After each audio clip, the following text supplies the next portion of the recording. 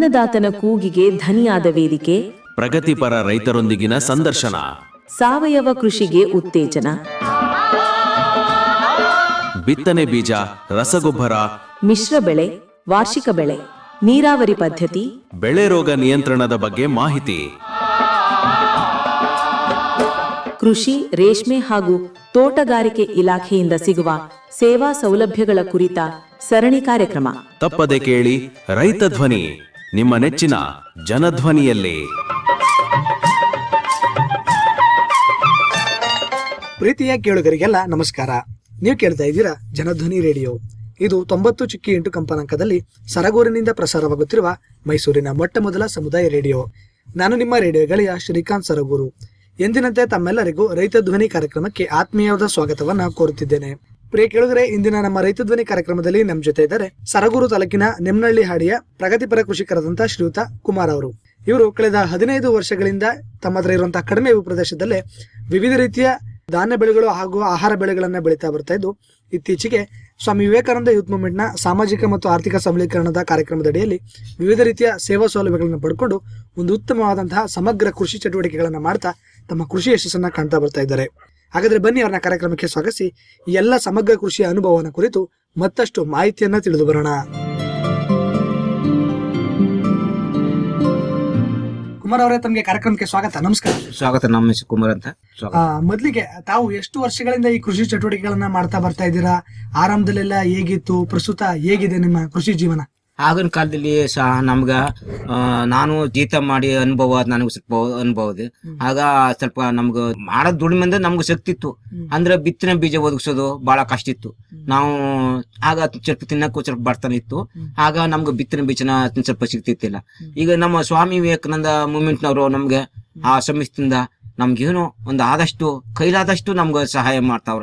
ರಾಗಿಯಿಂದ ಹಿಡಿದು ಆಮೇಲೆ ಬಿತ್ತನೆ ಬೀಜಗಳು, ಆಮೇಲೆ ಹತ್ತಿ ಬೀಜ, ಜೋಳ ಬೀಜ, ಆಮೇಲೆ ಪ್ರತಿಯೊಂದನ್ನು ನಮ್ಗೂ ಹೆಲ್ಪ್ ಮಾಡ್ತಾವ್ರೆ. ನಾವು ಆಗಲಿಂದ ಆ ರೈತರು ನಾವು ದುಡಿಮೆ ಮಾಡ್ತಿದ್ಕೋ ಈಗ ದುಡಿಮೆ ಮಾಡೋದಕ್ಕೂ ಸ್ವಲ್ಪ ಹೆಚ್ಚು ಕಮ್ಮಿ ಅದ. ಆಗ ದುಡಿಮೆ ಮಾಡ್ತಿದ್ವಿ ಸ್ವಲ್ಪ ಆದಷ್ಟು ನಮ್ ಕೈಲಾದಷ್ಟು ಬೆಳಿತಿದ್ವು.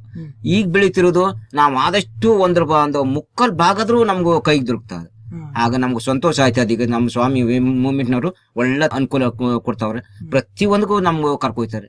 ಕೃಷಿ ಮೇಳ ಅದಕ್ಕೆಲ್ಲ ಭಾಗವಹಿಸ್ತಾರೆ ನಮ್ನ ಕರ್ಕೋಗಿ. ಈಗ ನಮ್ಗೆ ಪರವಾಗಿಲ್ಲ ಸಹ, ನಮ್ಗೆ ಒಳ್ಳೇದಾಗದ. ಈಗ ಒಳ್ಳೆ ಉತ್ತಮ. ಈಗ ತಮ್ಮ ಹತ್ರ ಎಷ್ಟು ಎಕರೆ ಭೂಪ್ರದೇಶ ಇದೆ? ನಮ್ದು 4 ಎಕರೆ ಎಲ್ಲ ಅಣ್ಣ ತಮ್ಮಿದ್ರು ಹಂಚ್ಬಿಟ್ಟಿದ್ರು ಸಹ. ಈಗ ನಾನೊಬ್ಬನಿಗೆ 1 ಎಕರೆ ಸಿಕ್ಕದೆ. 1 ಎಕರೆಲ್ಲಿ ಸ್ವಾಮಿ ವಿವೇಕಾನಂದರು ಹತ್ತಿ ಬಿತ್ತನೆ ಕೊಟ್ರೆ ಫಸ್ಟ್ ಹತ್ತಿ ಹಾಕ್ತೀನಿ. ಹತ್ತಿ ಹಾಕ್ತಾರೆ, ಆಮೇಲೆ ಅವರೇ ರಾಗಿ ಕೊಡ್ತಾರೆ.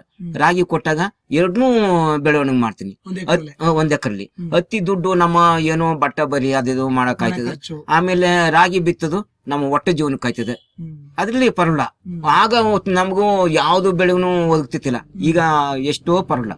ನಮ್ಮ ಹತ್ತಿ ದುಡ್ಡು ಅದು ಇದು ಒಳ್ಳೆ ಮೇಟನ್ ಆಯ್ತದೆ ಸರ್. ನಮ್ಮ ಮನೆಗೆ ಖರ್ಚಿಗೆಲ್ಲ ಆಯ್ತದೆ. ಈಗ ತಮ್ಮ ತಂದೆ ಕಾಲದಲ್ಲಿ ತಾವು ತಮ್ಮ ತಂದೆಯವ್ರ ಜೊತೆಗೂಡಿ ಕೃಷಿ ಮಾಡ್ತಿದ್ದಾಗಿರ್ಬೋದು, ತಾವು ಆರಂಭ ಮಾಡಿದಂತ ಶ್ರಮದಲ್ಲೆಲ್ಲ ಆಗಿರ್ಬೋದು, ವರ್ಷಕ್ಕೆ ಎಷ್ಟು ಬೆಳೆ ತೆಗಿತಾ ಇದ್ರಿ? ಆಗಿನ ಖರ್ಚು ವೆಚ್ಚಗಳ ನಿರ್ವಹಣೆ ಹೇಗಿತ್ತು? ಆಗಿನ ಖರ್ಚು ಸಹ ಈಗ ಆಗ ನಮ್ಮ ತಂದೆಯವ್ರ ಕಾಲದಲ್ಲಿ ನಾನು ಜೀತ ಇದ್ದಿ. ಆಗ ನಮ್ಮ ತಂದೆಯವರು ದುಡಿತಿದ್ರು ಹೊಲದಲ್ಲಿ. ಆಗ ನಾನು ಜೀತ ಇದ್ದು, ಹಾಗೆ ಇಂದ್ರಮ್ಮನ ಕಾಲದಲ್ಲಿ ಆಗ ಜೀತಪತಿ ಎಲ್ಲ ಬುಡ್ಸ್ಬಿಟ್ರು. ಜೀತಪತಿ ಬುಡ್ಸ್ದಾಗ ನಾವೇನ್ ಮಾಡ್ದು, ಈಗ ನಾವು ಜೀತ ಇರಕ್ಕಾಗಲ್ಲ.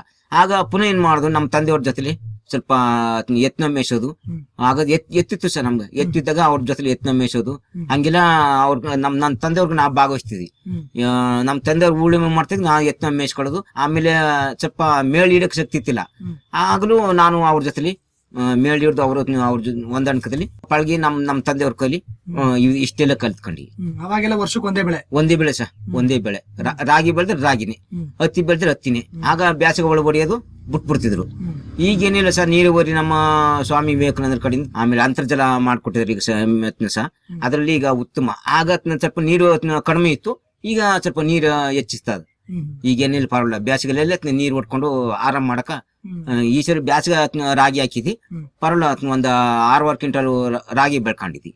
ಆಗ ಇವರು ಹೇಳಿದ್ದು ನಮ್ಮ ಯೂತ್ ಮೀಟಿಂಗ್ ನಲ್ಲಿ ಸಂಸ್ಥೆ ಕಡೆಯಿಂದ ಆಗ 30 ಕ್ವಿಂಟಲ್ ಬರ್ತದೆ 1 ಎಕರೆ ಕರೆಕ್ಟಾಗಿ ಮಿನಿಮಮ್ ನೀವು ರಾಗಿ ಬೆಳ್ಕೊಂಡ್ರೆ. ನಾನು ಅದನ್ನೇ ಪಾಲ ಮಾಡ್ಕೊಂಡಿದ್ದೆ ಸರ್. ಅಷ್ಟು ಕಷ್ಟಪಟ್ಟು ಒಂದೇ ಅರ್ಧ ಎಕರೆಲಿ ಸರ್ 6 ಕ್ವಿಂಟಾಲ್ ರಾಗಿ ಅವ್ರು ಹೇಳಿದ ಪ್ರಕಾರನೇ ಬೆಳ್ಕೊಂಡಿದ್ವಿ ಸರ್.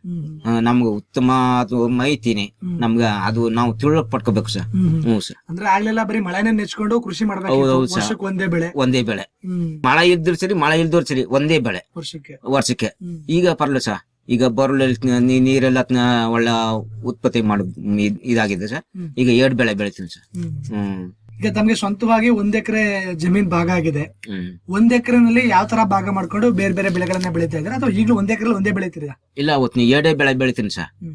ಬಿಟ್ರೆ ಆಮೇಲೆ 3 ಬೆಳೆನೂ ಬೆಳಿಬಹುದು. ನಾವು ಎಷ್ಟು ಮುಂಗಾರದಲ್ಲಿ ಕರೆಕ್ಟ್ ಆಗಿ ನಾವು ಬೆಳವಣಿಗೆ ಮಾಡಕ ತಯಾರು ನಿಂತಿರ್ತೀವಿ, ಆ ರೀತಿಯಲ್ಲಿ ಬೆಳ್ಕೋಬೇಕು. ಮೊದ್ಲಿಗೆ ನಾವು ಮುಂಗಾರು ಮಾಡೋ ಟೈಮ್ನಲ್ಲಿ ಉತ್ತು ಬಿತ್ತು ಎಲ್ಲ ರೆಡಿ ಆಗ್ಬಿಟ್ರೆ 3 ಬೆಳೆ ಬೆಳ್ಕೋಬಹುದು. ಆಮೇಲೆ ನಾವು ಸ್ವಲ್ಪ ಲೇಟ್ ಮಾಡ್ಕೊಂಡು ಆದಿದು ಇದ್ ಮಾಡ್ಕೋದ್ರೆ 2 ಬೆಳೆ ಸರ್. ಒಂದು ಹತ್ತಿ ಹಾಕ್ಬೋದು, ಒಂದು ಈ ರಾಗಿ ಹಾಕ್ಬೋದು, ಅಷ್ಟೇ ಸರ್. ನಾವು 3 ಬೆಳೆ ಅಂದ್ರೆ ಆಮೇಲೆ ಗೇಲು ಹಾಕ್ಬೋದು, ಕೊನೆ ಪೈನಲ್ಲಿ ಗೇಲ್ ಹಾಕ್ಬೋದು. ಅದು ಮಳೆಗಾಲದಲ್ಲಿ ಆಗಕ್ಕಾಗಲ್ಲ. ಹತ್ತಿ ಹಾಕ್ಬಿಟ್ಟು ರಾಗಿ ಹಾಕ್ಬಿಟ್ಟು ಕೊನೆ ಪೈನಲ್ಲಿ ಗೇಲ್ ಹಾಕ್ತಾರೆ, 3 ಬೆಳೆ ಬೆಳಿಬಹುದು. ಅದು ನಮ್ಮ ಜಾಣ್ತನ. ನಾವು ಸ್ವಲ್ಪ ದಡ್ಡಾಟ ಆಗ್ಬಿಟ್ರೆ ಸರ್ ಅದು ಬೆಳೆಯಕ್ಕಾಗಲ್ಲ, ಬರೀ 2 ಅಷ್ಟೇ ಸರ್. ನೀವ್ ಯಾವ ರೀತಿ ಆಸಕ್ತಿ ಇಟ್ಟು ಶ್ರಮ ವಹಿಸಿದ್ರೆ ಹಂಗೆ ಬೆಳೆ ಬೆಳಿಬಹುದು.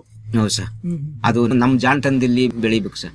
ಈಗ ನಿಮ್ಗೆ 1 ಎಕರೆಗೆ ಬೋರ್ ವ್ಯವಸ್ಥೆ ಇರೋದ್ರಿಂದ ವರ್ಷ ಪೂರ್ತಿ ನೀರು ವ್ಯವಸ್ಥೆ ಇದ್ದೇ ಇರುತ್ತೆ. ಹೌದು ಸರ್, ಹೌದು, ಅದು ಇರ್ತದೆ ಸರ್. ಈಗ ನಮ್ಮ ಸ್ವಾಮಿ ವಿವೇಕಾನಂದ ಕಣಿದ ನಮ್ಗ ಅಂತರ್ಜಲ ಮಾಡ್ಕೊಟ್ಟವ್ರೆ, ಒಳ್ಳೆ ನೀರು, ಉತ್ತಮ ನೀರ್ಗ ನಾವು ಕಾಣ್ತೀವಿ ಈಗ ಸರ್. ಹ್ಮ್ ಸರ್. ನೀರಾವರಿ ವ್ಯವಸ್ಥೆ ಮಾಡ್ಕೊಳ್ಳಿಕ್ಕೆ ಪೈಪ್ ಗಳೆಲ್ಲ ಸೌಲಭ್ಯ ಪಡ್ಕೊಂಡು. ಹೌದೌದು ಸರ್, ಪೈಪ್ ಕೊಟ್ಟಿದ್ರು, ಜೆಟ್ಗಳು ಕೊಟ್ಟಿದ್ರು. ಅದ್ರಲ್ಲಿ ನಾವು ಈಗ ಮೊದ್ಲಿಗೆ ನಮ್ಗೆ ಪೈಪ್ ಇತ್ತಿಲ್ಲ, ಬಹಳ ಪರದಾಟ ಆಯ್ತು. ಅಲ್ಲಿ ಇಸ್ಕೊ ಬಂದು ನಾವು ಪೈಪ್ ಹೊಡ್ತಿದ್ವು. ಆಮೇಲೆ ನಮ್ಮ ಸಿದ್ದು ಸಾರ್ ಅವರು ನಮ್ನ ಆಯ್ಕೆ ಮಾಡ್ಕೊಂಡ್ರು. ನಿಮ್ಗೆ ಪೈಪ್ ಇಲ್ಲ, ಏನಿಲ್ಲ, ಅಲ್ಲಿ ಬೋರ್ಲದಲ್ಲ, ನಿಮ್ನ ಹೆಸರು ಬರ್ಕೊಂಡಿವ್ ಅಂದ್ಬಿಟ್ಟು ನಮ್ಮ ಸಿದ್ದು ಸಾರ್ ಅವ್ರು ನಮ್ಗೆ ಎಲ್ಲ ಬರವಣಿಗೆ ಮಾಡಿ ಆಮೇಲೆ ನಮ್ಗೆ ಪೈಪ್ ಎಲ್ಲ ಕೊಡ್ತಿರು. ಈಗ ಬರಲ್ಲ ಸರ್, ಅವ್ರಿಗೆ ನಮ್ಗೆ ಮಾರ್ಗದರ್ಶನ ಈಗ ನೀಡ್ತಿರೋದು. ನಮ್ಮ ನೆಮ್ಮನಹಳ್ಳಿ ಈ ಆಡಿಗಳೆಲ್ಲ ಅವರೇ ಓಡಾಡ್ತಿರೋದು. ಹೌದು ಸರ್, ಉತ್ತಮ. ಹಾಗೆ ತಾವು ಪ್ರಮುಖವಾಗಿ ಕಳೆದ ಬಾರಿ ಸಿರಿಧಾನ್ಯಗಳನ್ನ ಬೆಳೆದ ಇದ್ರಿ. ಹೌದು ಸರ್. ಸಿರಿಧಾನ್ಯಗಳಿಗೆ ಬಹಳಷ್ಟು ಬೇಡಿಕೆ ಇದೆ ಈಗ. ಸಿರಿಧಾನ್ಯಗಳನ್ನ ಸೇವನೆ ಮಾಡೋದು ಬಹಳಷ್ಟು ಆರೋಗ್ಯಕ್ಕೆ ಅನುಕೂಲ. ಹಾಗೇನೆ ನಮ್ಮ ಈ ಭಾಗದಲ್ಲಿ ಸಿರಿಧಾನ್ಯಗಳನ್ನ ಬೆಳೆಯೋದು ಬಹಳ ಕಡಿಮೆ. ನಮ್ಮ ಈ ಕಾರ್ಯಕ್ರಮದ ಅಡಿಯಲ್ಲಿ ಬಹಳಷ್ಟು ಆಡಿಗಳ ಭಾಗದಲ್ಲಿ ರೈತರುಗಳು ಈಗ ಸಿರಿಧಾನ್ಯಗಳನ್ನ ಬೆಳೀತಾ ಇದ್ದಾರೆ. ನೀವು ಕೂಡ ಬೆಳೆದಿದ್ರಿ. ಸಿರಿಧಾನ್ಯ ಬೆಳೆದಿದ್ದ ಅನುಭವ ಹೇಗಿತ್ತು? ಅದ್ರ ಖರ್ಚು ವೆಚ್ಚ ನಿರ್ವಹಣೆ ಎಲ್ಲ ಸುಲಭ ಅಂತ ಅನ್ನಿಸ್ತಾ? ಹೌದು ಸರ್, ಈಗ ಖರ್ಚು ಜಾಯ್ತಿಲ್ಲ ಸರ್. ಅದಕ್ಕೆ ಔಷಧಿ ಹೊಡೆಯಂಗಿಲ್ಲ, ಒಂದು ಗೊಬ್ಬರ ಹಾಕಂಗಿಲ್ಲ, ಏನು ಹಾಕಂಗಿಲ್ಲ. ಏನಂದ್ರೆ ಸ್ವಲ್ಪ ಉಳುಮೆ ಮಾಡೋದು, ಸಾಲ್ ಹೊಡೆಯೋದು, ಸಾಲ್ ಬೆಂಬಗ ಕಾಳುಗಳು ಬಿಡೋದು ಅಷ್ಟೇ. ಮರಳು ಮಾಡಿ ಮಿಕ್ಸ್ ಮಾಡಿ ಬಿಟ್ಬಿಟ್ರೆ ಅದು ಹಂಗೆ ಬಿಡಕ್ಕಾಗಲ್ಲ, ಮಂದಾಗ್ಬಿಡುತ್ತೆ. ಮರಳು ಮಿಕ್ಸ್ ಮಾಡಿ ಬಿಡ್ಬೇಕು, ಅದು ತೆಳುವಾಗಿರ್ತದೆ. ಆಗ ಉತ್ತಮ ಪೈರೋಗತ್ನ ಒಳ್ಳೆ ಗಿಡ ಒಳ್ಳೆ ಉತ್ತಮವಾಗಿ ಬರ್ತದೆ. ಆಗ ಗಿಡಗಳನ್ನು ಅಷ್ಟೇ ಮೂಪಾಗಿ ನಿಂತ್ಕೊಳ್ತದೆ ಸರ್. ಸಿರಿಧಾನ್ಯ ಆಗ ಗೊನ ಬಿಡಕ ಒಳ್ಳೆ ಉತ್ತಮವಾಗಿ ಇರ್ತದೆ. ಆಗ ನಾವು ಬೆರ್ಕ ಆಗ್ಬಿಟ್ರೆ ಅದು ಬೆಳವಣಿಗೆ ಬರಲ್ಲ. ಅದಕ್ಕಾಗಿ ಇಲ್ದೋರ ರಾಗಿ ಹಾಕ್ಬಿಟ್ಟು ಸಾಲ ಹಾಕ್ತಾರ, ಅದು ಉತ್ತಮ. ರಾಗಿಲಿ ಬೆಳ್ಕೋಬಹುದು. ಅದು ರಾಗಿ ಬಿಟ್ರೆ ಒಳ್ಳೇದು ಸರ್. ರಾಗಿ ಬಿಟ್ರ, ರಾಗಿ ಮೊದಲು ಬಿಟ್ರ ಹಕ್ಕಿಗಳು ಅಲ್ಲಿರಲ್ಲ, ಪಕ್ಷಿ ಪ್ರಾಣಿಗಳು ಅಲ್ಲಿರಲ್ಲ. ಹಾಗೇನಂದ್ರ ನಾವು ಕಾಣೋದು ಇಲ್ಲ, ರಾಗಿನೇ ಮುಚ್ಚೋಯ್ತದೆ. ಸಿರಿಧಾನ್ಯ ಮುಚ್ಚೋಗ್ಬಿಡ್ತದೆ. ನವಣೆ, ಸಾಮೆ ಅಂತವೆಲ್ಲ ರಾಗಿ ಸಾಲೆ ಹಾಕ್ಬೇಕು ಸರ್. ರಾಗಿ ಸಾಲ ಹಾಕಿದ್ರೆ ಉತ್ತಮ. ಯಾಕಂದ್ರೆ ನಾನು ನನ್ನ ಅನ್ಬೋದಿಲ್ಲ ಸರ್. ಈಗ ನಾವು ಅದನ್ನೇ ಸಪ್ರೇಟ್ ಹಾಕೊಂಡ್ರೆ ಅಕ್ಕಿ ಪಕ್ಷಿ ಪ್ರಾಣಿಗಳು ಬಿಡಲ್ಲ. ಗಿಣಿ ಆಮೇಲೆ ಬೇರೆ ಬೇರೆ ಬೇರೆ ಪಕ್ಷಿಗಳು ಅದಕ್ಕೆ ನಾವು ಹಾಕದೆ ಅದಕ್ಕೆ ಆಹಾರ ಸಹ ನಮ್ ಕೈ ಸಿಕ್ಕಲ್ಲ. ಈಗ ನಾವು ಸ್ವಲ್ಪ ರಾಗಿ ಒಳಗೆ ಹಾಕಿದ್ವಿ, ಮಿಕ್ಸ್ ಮಾಡ್ಕೊಂಡು ಹಾಕಿದ್ವಿ. ಸ್ವಲ್ಪ ಒಂದು 10 kg ಗಂಟ ಸ್ವಲ್ಪ ಗಿಣಿ ಪಕ್ಷಿಗಳಿಗೆ ತಿಂದು ಸ್ವಲ್ಪ ರಾಗಿ ಒಳಗೆ ಮುಚ್ಕೊಂಡಿದ್ರು ಸರ್. ಈಗ ಅದನ್ನ ತಗೊಂಡ್ಬಂದು ನಮ್ಮ ಕೋಳಿಗಳಿಗೆ 30 ಕೋಳಿ ಕೊಟ್ಟಿದ್ರು ನಮ್ಮ ವಿವೇಕಾನಂದ ಕಡೆಯಿಂದ. ಅದನ್ನೇ ರಾಗಿ ಆಮೇಲೆ ಸಾಮೆ ಅಂತ ನವಣೆ ಅಂತೆಲ್ಲ ಮಿಕ್ಸ್ ಮಾಡಿ ಸ್ವಲ್ಪ ಕೋಳಿಗೆ ಹಾಕ್ತೀವಿ ಸರ್. ಕೋಳಿಗೆ ಮೇವು ಆಯ್ತು, ನಮ್ಗೆ ಹಿಟ್ಟುನು ಆಯ್ತು ಸರ್. ಆತರ ಮಾಡ್ಕೊಂಡು ಹೌದು ಸರ್. ಹೌದು ಸರ್. ಈಗ ಒಂದ್ 10 kg ಸಿಕ್ಕಿತ್ತು, ನಾನು ಅದನ್ನ ಮಿಲ್ ಮಾಡ್ಸಿ ಸ್ವಲ್ಪ ಗಂಜಿ ಮಾಡ್ಕೊ ಕುಡಿತೀವಿ ಸರ್. ಅದು ಒಳ್ಳೆ ಗಂಜಿ ಸರ್, ಆರೋಗ್ಯಕ್ಕೆ ಎಷ್ಟು ಒಳ್ಳೇದು. ಆರೋಗ್ಯಕ್ಕೆ ಒಳ್ಳೆ ಸರ್. ಬೆಳಿಗ್ಗೆ ಎದ್ದ ತಕ್ಷಣ ನಾನೇನ್ ಮಾಡ್ತೀನಿ ಸರ್, ಬೇವು ನೀರು ಒಂದ್ ಅರ್ಧ ಗಳಸು ಬೇವು ನೀರು ಕುಡಿತೀನಿ ಸರ್. ಎದ್ದ ತಕ್ಷಣ ಬೇವು ನೀರು ಕುಡಿದ್ಬಿಟ್ಟು ಆಮೇಲೆ ಒಂದು ಹಿಂಗೆ ಸುಮ್ಮನೆ ಕಾಲ ಆಟ ಆಡ್ತಿದ್ದು, ಆಮೇಲೆ ಗಂಜಿ ಮಾಡಿ ಇಡ್ತೀರಿ ನಾವು, ನವಣ ಗಂಜಿನ. ಆಗ ಅದನ್ನ ಕುಡ್ಕೊಂಡವ ಮಧ್ಯಾಹ್ನಕ್ಕೆ ಏನ್ ಮಾಡ್ತೀನಿ, ಒಂದ್ ಮುದ್ದೆ ಇಟ್ಟು ತಿಂತೀನಿ. ಇನ್ನು ಉತ್ತಮ. ನಮ್ಗೆ ಹಸುನು ಇರಲ್ಲ, ಬಾಯಾರಕ್ಕೂ ಇರಲ್ಲ. ಬಾಯಾರಕ್ಕೆ ಇರಲ್ಲ ಸರ್. ಈ ನವಣ ಗಂಜಿ ಕುಡಿದಾಗ ಬಾಯಾರಕ್ಕೆ ಇರಲ್ಲ. ಈ ನವಣ ಗಂಜಿ ಕುಡಿದ್ರೆ ನೀರು ಎಲ್ಲಿ ಹೋದ್ರು ನೀರು ಕುಡಿತಿಲೇಬೇಕು. ಈ ಫಸ್ಟ್ ನವಣ ಗಂಜಿ ಕುಡಿದು ಬಿಟ್ರ 10 ಗಂಟೆಗೆ ಆಗ ಬಾಯಾರ್ಕ ಬರಲ್ಲ. ನಮ್ಮಲ್ಲಿ ದೇಹದಲ್ಲಿ ನೀರಿದ್ದಂಗೆ ಇರ್ತದೆ ಸರ್. ಅದು ಅಂಬಲಿ ಕಂಡಾಗ ಮಾಡ್ಕೊಡಿಬೇಕು ಸರ್. ಅದು ಗಟ್ಟಿ ಮಾಡಬಾರ್ದು. ಕೆಲವು ಜನ ಉಪ್ಪಿಟ್ಟೆಲ್ಲ ಅದು ಮಾಡ್ಕೊ ತಿಂತಾರೆ, ನಮ್ಗ ಅದು ಇಷ್ಟ ಇಲ್ಲ. ನನಗ ಅಂಬಲಿ ಮಾಡ್ಬೇಕು, ಗಂಜಿ ಕಂಡಾಗ ಮಾಡ್ಬೇಕು, ಅದು ಒಳ್ಳೆ ಕುಡಿಯಕ್ಕೆ ಚೆನ್ನಾಗಿರ್ತದೆ ಸರ್. ಮತ್ತೆ ತಮ್ಮ ಹಿರಿಕರೆಲ್ಲ ಮತ್ತೆ ಹಿಂದಿನ ಕಾಲದಲ್ಲೆಲ್ಲ ಸಿರಿಧಾನ್ಯಗಳನ್ನೇ ಆಹಾರವಾಗಿ ಬಳಸ್ತಾರೆ. ಹೌದೌದು ಸರ್, ಅದರಿಂದ ಬಹಳಷ್ಟು ಆರೋಗ್ಯವಾಗಿ ಜೀವನವನ್ನು ನಡೆಸ್ತಾರೆ. ಹೌದು ಸರ್. ಈಗ ಅದ್ರದ್ದು ಮಹತ್ವ ತಮಗೆಲ್ಲ ತಿಳಿದ್ರಿಂದ ಪ್ರಸ್ತುತವಾಗಿ ಅದನ್ನ ಆಹಾರವಾಗಿ ಬಳಸ್ತಾ ಇದ್ದಾರೆ. ಹೌದು ಸರ್. ಅದು ನಮ್ಗೆ ಸ್ವಲ್ಪ ಅನುಭವ ಅದ ಸರ್. ಈ ನವಣ ಅಂದ್ರೆ ಅದು 4-5 ತರ ನವಣ ಅದ ಸರ್. ನವಣ ಅಂದ್ರೆ ಕೆಂಪು ನವಣ, ಅರಿಶಿನ ಕಲರ್ ನವಣ, ಆಮೇಲೆ ಸ್ವಲ್ಪ ಕಪ್ಪು ತರ ಬರ್ತದೆ ಸರ್. ಆ ನವಣಗಳು ಅದು ತರಾವರಿ ನವಣಗಳು. ನವಣ ಅಂದ್ರೆ ಅದು ಒಳ್ಳೆ ನವಣಗಳು. ಕುದುರ್ಬಾಲ ನವಣ ಅಂತ ನಮ್ಮ ಹಳ ಕಾಲದ ಪದ್ಧತಿ. ಕುದುರ್ಬಾಲ ನವಣ ಅಂದ್ರ ಇಷ್ಟು 4 ಬೀಳ್ ಅಪ್ಪಟಿ ಅದಕ್ಕಿಂತ ದಪ್ಪಗೆ ಇರ್ತದೆ ಸರ್. ಅದು ಕೊಯ್ತಿತ್ತು. ಕುದುರ್ಬಾಲ ಹೆಂಗಿರ್ತಿತ್ತು ಅದೇ ಸೇಮ್ ಇರ್ತಿತ್ತು. ಅದು ಒಂದು 10 ಗಿಡ ಇದ್ರೆ ಸಾಕು ಸರ್, ಒಂದ್ ಸೇರು ನವಣ ಆಯ್ತು ಸರ್. ಬರೀ 10 ಗಿಡ ಒತ್ತುಮಾಗ ಚೆನ್ನಾಗಿ ಬೆಳೆಸ್ಬಿಟ್ರ 10 ಗಿಡ್ಲಿ ಒಂದೇ ಸೇರ್ ಆಯ್ತು ಸರ್. ಕುದುರ್ಬಾಳ ನವಣ ಅನ್ನೋದು. ಆ ನವಣಿಗೆ ಬಹಳ ಬೇಡಿಕಿತ್ತು ನಮ್ಮ ರೈತರು. ಆ ನವಣ ಅಂದ್ರ ಯಾರು ಕೇಳಿದ್ರು ನಮ್ಗೆ ಬಿತ್ತನೆ ಕೊಡಿ, ನಮ್ಗೆ ಬಿತ್ತನೆ ಕೊಡಿ, ಯಾಕಂದ್ರೆ ಒಳ್ಳೆ ಬಿತ್ತನ. 10 ಗಿಡ್ಲಿ ಒಂದ್ ಸೇರು ಆಯ್ತು ಅಂದ್ರ ಬಹಳ ಇದು ಸರ್. ಅದ್ರ ಮೊಳಕೆ ಹೊಡಿತಲ್ಲ ಸೈಡ್ ಎಲ್ಲ. ಆ ಮೊಳಕೆ ಹೊಡೆದಾಗ ಒಂದೇ ಗಿಡಲಿ 5-6 ಮೊಳಕೆ ಹೊಡಿತಾವ. ಒಂದೇ ಗಿಡ್ಲಿ 5-6 ಇದ್ಬಿಟ್ಟಾಗ 10 ಗಿಡಲಿ ಸೇರು ನವಣ ಸಿಕ್ಕದು ಗ್ಯಾರಂಟಿ ಸರ್. ಅದು ಗ್ಯಾರಂಟಿ. ಈಗ ನಿಮ್ ಮನೆ ಉಪಯೋಗಕ್ಕೆ ಏನೇನ್ ಬೆಳಕತ್ತಾ ಇದೀರಾ, ಮಾರಾಟಕ್ಕೆ ಏನೇನ್ ಬೆಳಕತ್ತಾ ಇದೀರಾ? ಮನೆ ಬೆಳಕಕ್ಕೆ ಸಹ ತುಗುರಿ ಕಾಳು ಕೊಟ್ಟಿದ್ರು. ಸ್ವಲ್ಪ ತೇವರಿ ಬೆಂಬಲಗ ಒಂದ್ ತುಗುರಿ ಕಾಳು ಹಾಕೊಂಡಿದ್ದು. ಆಮೇಲೆ ಅದು ತುಗುರಿ ಕಾಳು ಸ್ವಲ್ಪ ಸಾಂಬಾರ್ಗೆ ಆಯ್ತವೆ. ಆಮೇಲೆ ಅವರ ಕಾಳು ಕೊಟ್ಟಿದ್ರು, ಅದೊಂದ್ ಸ್ವಲ್ಪ ಹಾಕೊಂಡಿದ್ವಿ. ನಮ್ಮ ಹೊಲದಲ್ಲಿ ಸ್ವಲ್ಪ ಹಾಕೊಂಡಿದ್ವು. ಯಾಕಂದ್ರೆ ಸಾಂಬಾರ್ ಬೇಕಲ್ಲ, ಅದಕ್ಕೋಸ್ಕರ ಅವೆಲ್ಲ ಹಾಕೊಂಡಿದ್ವಿ ಸರ್. ಸ್ವಲ್ಪ ರಾಗಿ ಬೆಳ್ಕೊಂಡಿ ಇವೆಲ್ಲ ಒಳ್ಳೊಳ್ಳೆ ಉತ್ತಮ ಮನೆ ಬಳಕೆಗೆ ಸರ್. ಮಾರಾಟಕ್ಕೆ ಬರೀ ಹತ್ತಿ ಮಾತ್ರ ಸರ್. ಹತ್ತಿ ಮುಸ್ಕಿನ ಜೋಳ ಇಂಥದ್ ಮಾರಾಟಕ್ಕೆ. ರಾಗಿ ಇವೆಲ್ಲ ನಾವೇ ಮನೆಗೆ ಬೆಳ್ಕೊಳ್ತೀವಿ ಸರ್. ಅಂದ್ರೆ ನಾವು ಸ್ವಲ್ಪ ಕುಟುಂಬ, ನಮ್ದು ದೊಡ್ಡ ಕುಟುಂಬ ಅಲ್ಲ ಸರ್. ನಮ್ಮ ಅಕ್ಕಂದ್ರ ಮನೆಗೆ, ಆಮೇಲೆ ನಮ್ಮ ತಾಯಿಯವ್ರಿಗೆ ಎಲ್ಲ ಹಂಚ್ಬೇಕು ಸಹ ರಾಗಿ. ಯಾಕಂದ್ರೆ ನಾವು ಒಬ್ಬನೇ ತಿನ್ಬಾರ್ದು, ಬೆಳ್ಕೊಂಡಿದ್ದು. ತಾಯಿಯವ್ರನ್ನು ನೋಡ್ಬೇಕು ಅಥವಾ ಬಂಧು ಬಳಗನು ನೋಡ್ಬೇಕು. ಹಂಗೆ ಬೆಳ್ಕೊಂಡು ಅವ್ರಿಗೊಂದಷ್ಟು ಕೊಟ್ರು ಅವ್ರಿಗೆ ಸಂತೋಷ ಆಯ್ತು ಸರ್. ಈಗ ನಿಮ್ನ ಸಂತೋಷ ಪಡ್ತೇವೆ ಹೆಂಗ ಸರ್, ಬರೀ ಮಾತಲ್ಲಿ ಸಂತೋಷ ಪಡಿಸೋದಲ್ಲ. ಒಂದಷ್ಟು ಸಿರಿ ದಾನಿ ಕೊಟ್ರ, ನಮ್ಮ ಮಗ ಅವರು ಬೆಳ್ಕೊಂಡು ನನ್ಗೊಂದಷ್ಟು ಕೊಟ್ರು ಅನ್ನೋದು ಅವ್ರಲ್ಲಿ ಸಂತೋಷ ಇರ್ತದೆ ಸರ್. ಹಾಗೇನೆ ಅಥವಾ ಒಂದು ತೋಟಗಾರಿಕೆ ಬೆಳೆಯಾಗಿ ಒಂದಷ್ಟು ಜಮೀನಲ್ಲಿ ಸಪೋಟಗಳು ಮತ್ತೆ ಒಂದಷ್ಟು ಅರಣ್ಯ ಗಿಡಗಳನ್ನ ನೆಟ್ಟಿದ್ದೀರಾ, ಅವುಗಳ ಕುರಿತು ಮಾಹಿತಿ ಹಂಚ್ಕೊಳ್ಳಿ. ಇದು ಬೇವಿನ ಮರಗಳು, ಸ್ವಲ್ಪ ತುರ್ಪೇವಿನ ಮರಗಳನ್ನ ಯಾಕೆ ನೆಟ್ಟಿದ ಅಂದ್ರೆ ಸರ್, ಈಗ ನಮ್ಮ ಮನೇಲಿ ನಮ್ಮ ಹೊಲದಲ್ಲಿ ಮರಗಳಿಲ್ಲ. ತುರ್ಪೇವಿನ ಮರ ಅಂದ್ರೆ ಅವು ಜಲ್ದಿ ದಪ್ಪ ಆಯ್ತವು. ಜಲ್ದಿ ದಪ್ಪ ಆಗಿ ನಮ್ಗ ಉಪಯೋಗ ಆಯ್ತವು. ಒಂದು ಅಟ್ನಿನೇ ಕಟ್ಬಹುದು, ಒಂದು ಮನೆಗೇ ಬೇಕಾಯ್ತದೆ. ಈಗ ಅರ್ಜೆಂಟ್ ಕಾಡ್ಗೆ ಹೋಗ ನಮ್ ಯಾರು ಬರಲ್ಲ ಸರ್. ಅರಣ್ಯ ಇಲಾಖೆಯಲ್ಲಿ ಏನ್ ತೊಂದ್ರೆ ಏನ್ ತರಕ್ಕೂ ಆಯ್ತಿಲ್ಲ. ಈಗ ನಮ್ಮ ಹೊಲದಲ್ಲಿ ಬೆಳಿಬೇಕಾವು. ತುರ್ಪೇನ್ ಮರ ನೆಟ್ರ ಯಾವ್ದಾರ ಒಂದು ಗಿಡಗಳ ಅರಣ್ಯ ಪ್ರಕಾರ ನೆಟ್ರ ನಮ್ದು ಒಂದು ಸೌದೆ ಕಡ್ಡಿಗೋ, ಒಂದು ಅಟ್ಟಿನ ಕಟ್ಟಕ್ಕೋ, ಒಂದು ಮನೆಗೆ ಬಳಸಕ್ಕೋ ಇವೆಲ್ಲ ನಾವೇ ಮಾಡ್ಕೋಬಹುದು ಸರ್. ಈಗ ನಮ್ಮ ಇದು ಕೋಳಿ ಚೆಟ್ ಕಟ್ಟಕ ನಮ್ಗೆ ಮರಗಳಿಲ್ಲ. ಈಗ ನಮ್ಮ ಹೊಲದಲ್ಲಿ ನೆಟ್ಟಿರೋ ಮರಗಳನ್ನೇ ಸ್ವಲ್ಪ ಕಡ್ದು ಇದ್ ಮಾಡಿ ಕೋಳಿ ಸಾಕಾಣಿಕೆ ಒಂದು ಗೂಡ್ ಕಟ್ಟಕ ಒಂದು ಹೆಲ್ಪ್ ಆಗದೆ ಸರ್. ಈಗ ಅರಣ್ಯ ಇಲಾಖೆಯಲ್ಲಿ ನಮ್ಮನ್ನ ಬಿಡೋದೇ ಇಲ್ಲ. ಏನ್ ತರಬೇಕಾದ್ರು ಬಹಳ ತೊಂದ್ರೆ. ಈಗ ನಮ್ಮ ಮರ ಇದ್ದ ಗಂಟ ಏನೋ ಕೋಳಿ ಫಾರಂ ಆಯ್ತು, ನಮ್ಮ ಮನ ಬೆಳ್ಕನು ಆಯ್ತು. ಆಮೇಲೆ ನಾನು ಅಟ್ನಿ ಕಟ್ಟಿನೂ ಅದ್ರಲ್ಲಿ ಅಟ್ಟಿ ಕಟ್ಟಿದ್ದೆ.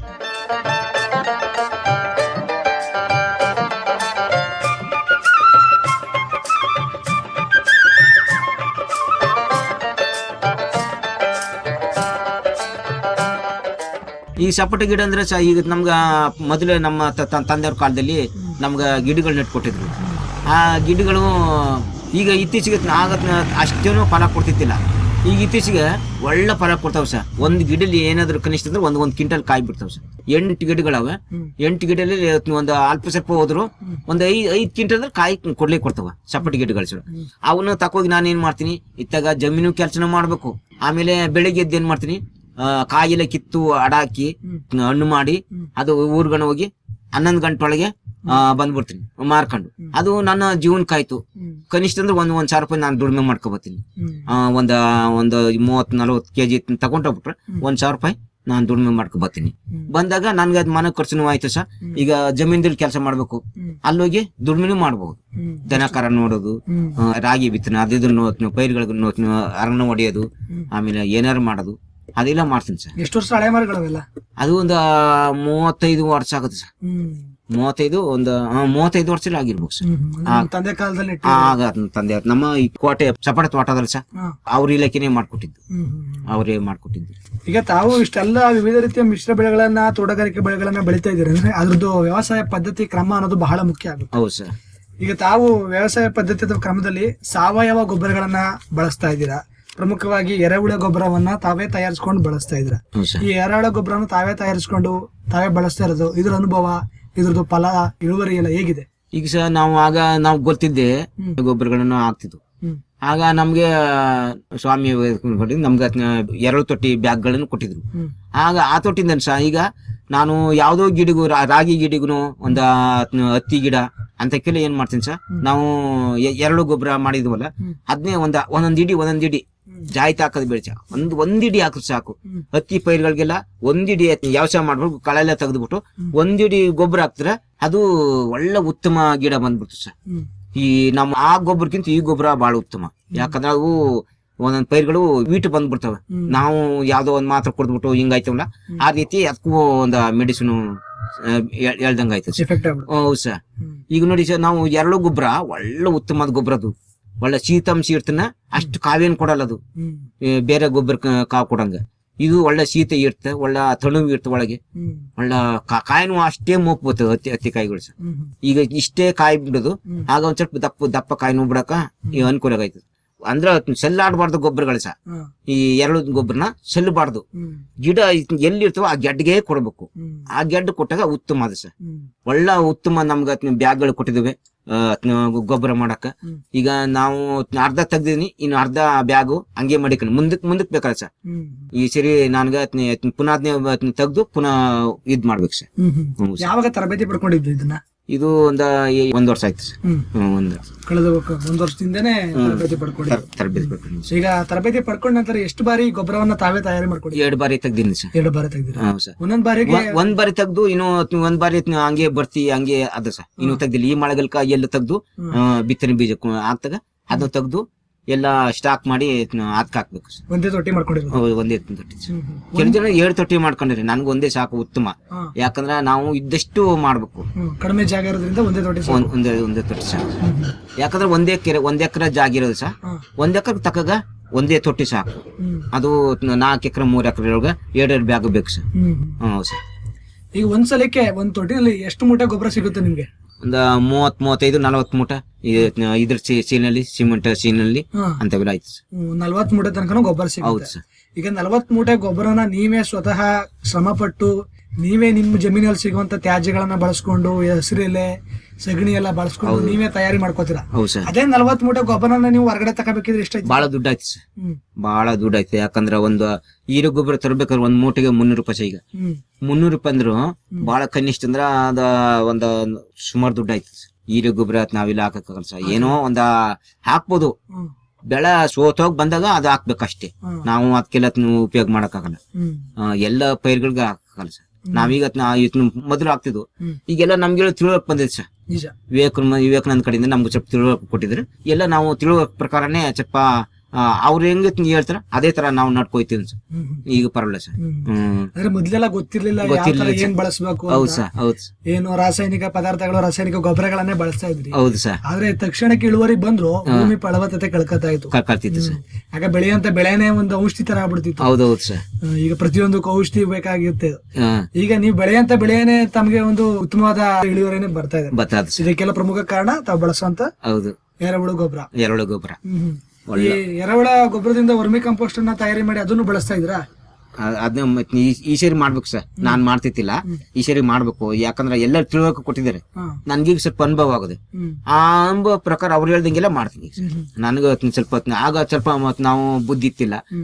ಅಂದ್ರೂ ನಾವು ಹೆಂಗೆಂಗೋ ಬೆಳ್ಕೊಂಡು ಹೆಂಗೆಂಗೋ ಮಾಡ್ತಿದ್ವು, ಸರಿಯಾದ ರೀತಿ ಕ್ರಮ ಗೊತ್ತಿರ್ಲಿಲ್ಲ. ಇತ್ತಿದ್ದಿಲ್ಲ ಸರ್. ಹ್ಮ್ ಈಗ ಎಲ್ಲಾ ತಿಳುವಳಿಕೆಲ್ಲ ಕೊಟ್ಟು ನಮ್ಗೆ ಮೀಟಿಂಗ್ ಎಲ್ಲ ಕರೀತಾರೆ. ಹ್ಮ್. ಆಮೇಲೆ ಕೃಷಿ ಇಲಾಖೆ ಕರ್ಕೋಗಿ ಅಲ್ಲೆಲ್ಲ ತಿಳುವಳಿಕೆ ತೋರಿಸ್ತಾರೆ. ಹ್ಮ್. ಅಂತವೆಲ್ಲ ಮಾಡ್ತಾರೆ ಸರ್. ನಮ್ಗೆ ಸ್ವಲ್ಪ ಎಷ್ಟೋ ಅನುಭವ ಬಂದಿದೆ ಸರ್. ಹ್ಮ್ ಹ್ಮ್. ಹ್ಮ್ ಕೋಳಿ ಸಾಕಾಣಿಕೆ ತರಬೇತಿ ಯಾವಾಗ ಪಡ್ಕೊಂಡ್ರಿ?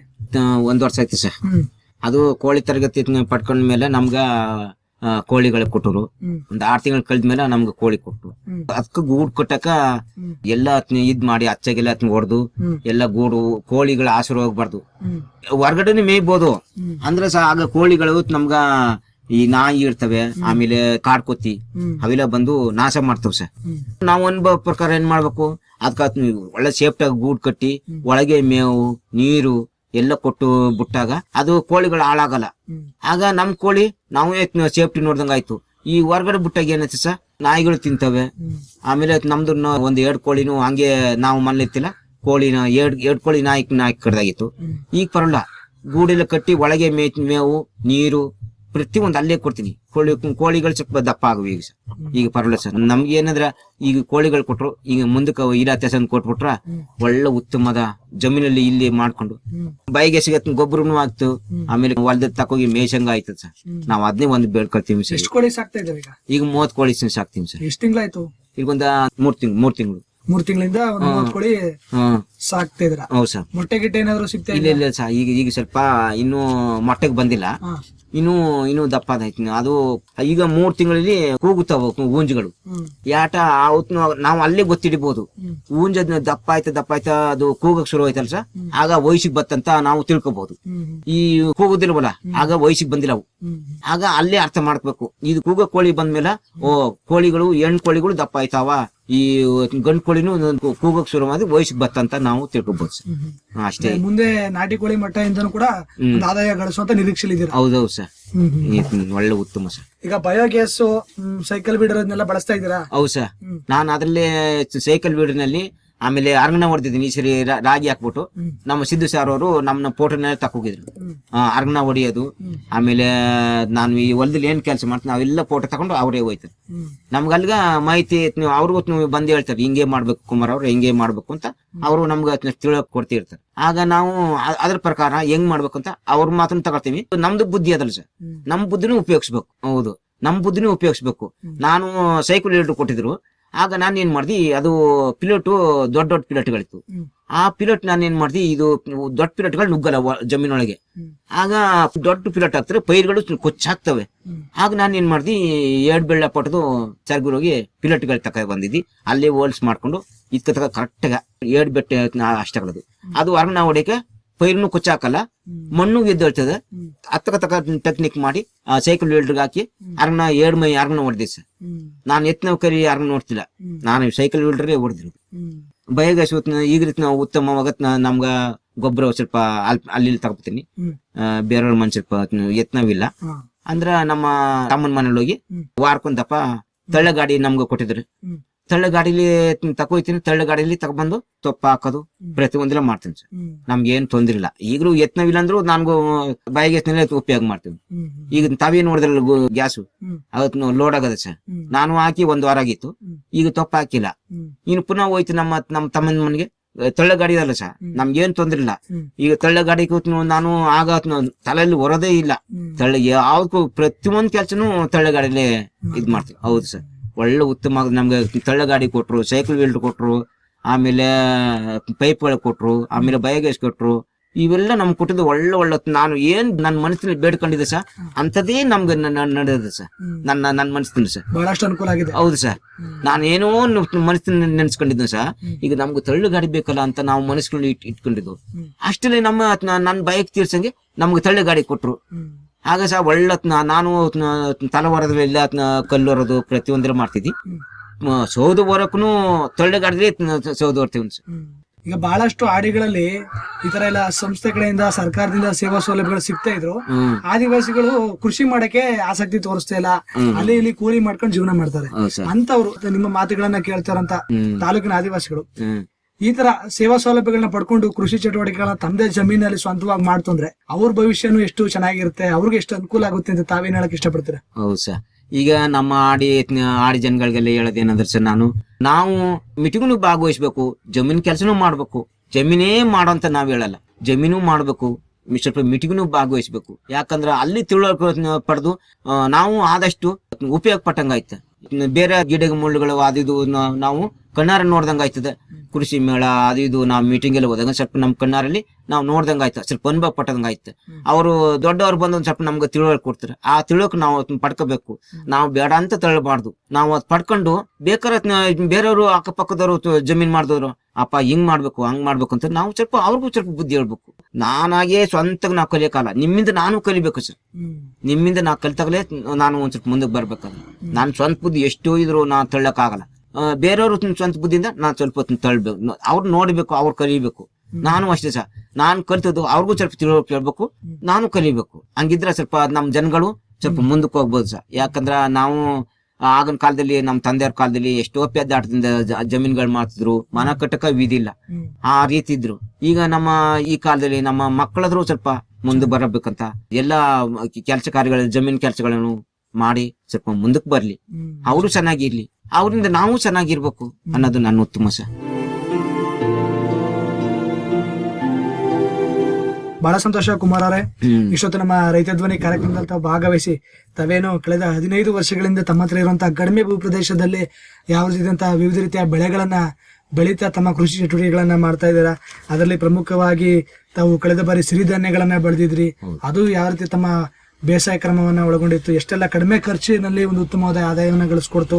ಹಾಗೆ ವಿವಿಧ ರೀತಿಯ ಆಹಾರ ಬೆಳೆಗಳು, ಧಾನ್ಯ ಬೆಳೆಗಳನ್ನ ಬೆಳೆದ್ರ ಜೊತೆಗೆ ಪ್ರಸ್ತುತ ತೋಟಗಾರಿಕೆ ಬೆಳೆಗಳನ್ನ ಬೆಳೀತಾ ಇರೋದು ಕುರಿತು, ಜೊತೆಗೆ ಪ್ರಮುಖವಾಗಿ ಒಂದು ಸಾವಯವ ಕೃಷಿ ಪದ್ಧತಿಯನ್ನು ಅನುಸರಿಸೋ ನಿಟ್ಟಿನಲ್ಲಿ ಎರೆಹುಳ ಘಟಕದ ತರಬೇತಿಯನ್ನ ಪಡ್ಕೊಂಡು ತಾವೇ ಒಂದು ಘಟಕವನ್ನು ನಿರ್ಮಾಣ ಮಾಡಿಕೊಂಡು ಎರೆಹುಳ ಗೊಬ್ಬರವನ್ನ ತಾವೇ ಮಾಡಿ ಈ ಒಂದು ಸಾವಯವ ಕೃಷಿನಲ್ಲಿ ಯಾವ ರೀತಿಯಲ್ಲಿ ಯಶಸ್ಸನ್ನ ಕಾಣ್ತಾ ಬರ್ತಾ ಇದೆ ಕುರಿತು ನಮ್ಮ ಸ್ವಾಮಿ ವಿವೇಕಾನಂದ ಯೂತ್ ಮೂವ್ಮೆಂಟ್ ಸಂಸ್ಥೆ ಕಡೆಯಿಂದ ಏನೆಲ್ಲ ತರಬೇತಿಗಳನ್ನ ಸಭೆಗಳನ್ನ ಭಾಗವಹಿಸ್ತಾ ತಾವು ಅಲ್ಲಿ ತಿಳಿದಂತ ಮಾಹಿತಿಯನ್ನ ತಮ್ಮ ಕೃಷಿನಲ್ಲಿ ಅಳವಡಿಸ್ಕೊಳ್ತಾ ಒಂದು ಕೃಷಿನಲ್ಲಿ ಮುಂದೆ ಬರ್ತಾ ಇದ್ದಾರೆ ಅನ್ನೋ ಕುರಿತು ತಮ್ಮ ಮಾತುಗಳನ್ನ ಕೇಳ್ತಾ ಇರೋಂತ ಆ ಸಮುದಾಯದ ಆದಿವಾಸಿಗಳು ಈ ರೀತಿಯ ಸಂಘ ಸಂಸ್ಥೆಗಳಿಂದ ಸಿಗುವಂತ ಸೇವಾ ಸೌಲಭ್ಯಗಳನ್ನ ಪಡ್ಕೊಂಡು ಯಾವ ರೀತಿ ನಾವು ಮುನ್ನೆಲೆಗೆ ಬರಬೇಕು ಅನ್ನೋ ಕುರಿತು ಬಹಳಷ್ಟು ಉಪಯುಕ್ತ ಮಾಹಿತಿಯನ್ನ ತಮ್ಮ ಒಂದು ಕೃಷಿ ಚಟುವಟಿಕೆ ಅನುಭವದೊಂದಿಗೆ ನಮ್ಮ ಕಾರ್ಯಕ್ರಮದಲ್ಲಿ ತಾವು ಭಾಗವಹಿಸಿ ತಮ್ಮ ಮಾಹಿತಿಯನ್ನು ಹಂಚ್ಕೊಂಡಿದ್ದಕ್ಕೆ, ನಮ್ಮ ಕಾರ್ಯಕ್ರಮದಲ್ಲಿ ತಾವು ಭಾಗಿಯಾಗಿದ್ದಕ್ಕೆ ತಮಗೆ ತುಂಬ ಹೃದಯದ ಧನ್ಯವಾದಗಳು. ನಿಮ್ಗೂ ನಮಸ್ಕಾರ ಸರ್. ನಮ್ಮ ಸ್ವಾಮಿ ವಿವೇಕಾನಂದ ಕಡೆಯವ್ರಿಗೂ ಅವ್ರಿಗೂ ಧನ್ಯವಾದ ನಾನು ಹೇಳ್ತೀವಿ. ಯಾಕಂದ್ರೆ ಅವ್ರ ಸಹಾಯದಿಂದ, ಆ ಸ್ವಾಮಿ ವಿವೇಕಾನಂದ ಸಹಾಯದಿಂದ ನಮ್ಗ ಒಳ್ಳೆ ಉತ್ತಮವಾದ ದಾರಿ ತರ್ತಾವ್ರ.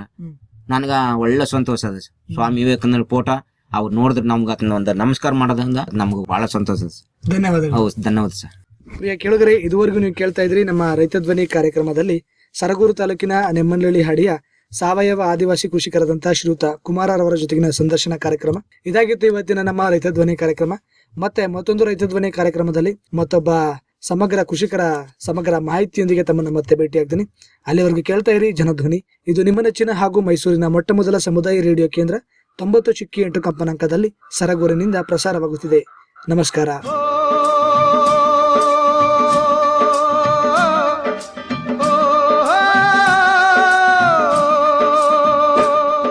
ಅನ್ನದಾತನ ಕೂಗಿಗೆ ಧನಿಯಾದ ವೇದಿಕೆ, ಪ್ರಗತಿಪರ ರೈತರೊಂದಿಗಿನ ಸಂದರ್ಶನ, ಸಾವಯವ ಕೃಷಿಗೆ ಉತ್ತೇಜನ, ಬಿತ್ತನೆ ಬೀಜ, ರಸಗೊಬ್ಬರ, ಮಿಶ್ರ ಬೆಳೆ, ವಾರ್ಷಿಕ ಬೆಳೆ, ನೀರಾವರಿ ಪದ್ಧತಿ, ಬೆಳೆ ರೋಗ ನಿಯಂತ್ರಣದ ಬಗ್ಗೆ ಮಾಹಿತಿ, ಕೃಷಿ, ರೇಷ್ಮೆ ಹಾಗೂ ತೋಟಗಾರಿಕೆ ಇಲಾಖೆಯಿಂದ ಸಿಗುವ ಸೇವಾ ಸೌಲಭ್ಯಗಳ ಕುರಿತ ಸರಣಿ ಕಾರ್ಯಕ್ರಮ. ತಪ್ಪದೆ ಕೇಳಿ ರೈತ ಧ್ವನಿ, ನಿಮ್ಮ ನೆಚ್ಚಿನ ಜನಧ್ವನಿಯಲ್ಲಿ.